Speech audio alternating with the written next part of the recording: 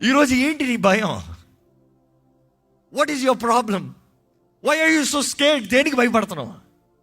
ఇదిగో న్యాయవంతుడైన దేవుడు నీ కొరకు న్యాయం జరిగిస్తానికి, మనుషుడు జన్మతగా పాపి అని ఎరిగి ప్రతి పాపానికి వచ్చే జీతము మరణము, ప్రతి ఆత్మ మరణించాలి.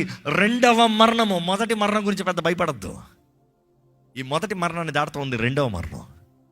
అగ్ని గంధకములతో మండే గొండముల పడవేయబడతాము, రెండవ మరణం అని బైబిల్లో ప్రకటన గ్రంథంలో స్పష్టంగా రాయబడి ఉంది.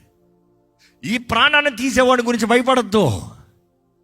నీ ఆత్మని శరీరాన్ని తీసి నరకంలో పడే వచ్చేవాడి కొరకు భయపడని దేవుడు అక్కడ యేసు ప్రభు చెప్తున్నాడు. ఈరోజండి దేవుడు సిలువలో he has done the divine transaction. మన విడుదల కొరకు ఆయన క్రయధనాన్ని సిలువ పైన చెల్లించాడు. ఎందుకంటే సిలువ మీద మన పాపములన్నీ, ఈరోజు ఎవరైనా సరే, ఎంత పాపి అయినా సరే, ఎలాంటి వ్యక్తి అయినా, వెనైతే ఎంత పాపి అయినా ఆయన క్షమించలేని పాపం అంటూ ఏది లేదు. తెలిసి చేశానండి, ఎలాంటి పాపిని క్షమిస్తాడా? తెలిసి చేయకుండా చేసేవాడు పాప. తెలియకుండా చేసే పాపం కన్నా తెలిసి చేసే పాపం ఘోరమైంది కదా.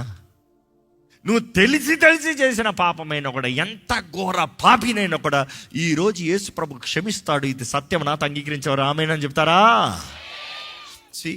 సిలువ మీద ద ట్రాన్సాక్షన్ ఇస్ డన్. అందుకని ఈరోజు కూడా ఎలాంటి పాపి అయినా రక్షించబడాలంటే సిలువ దగ్గరికి రావాలి.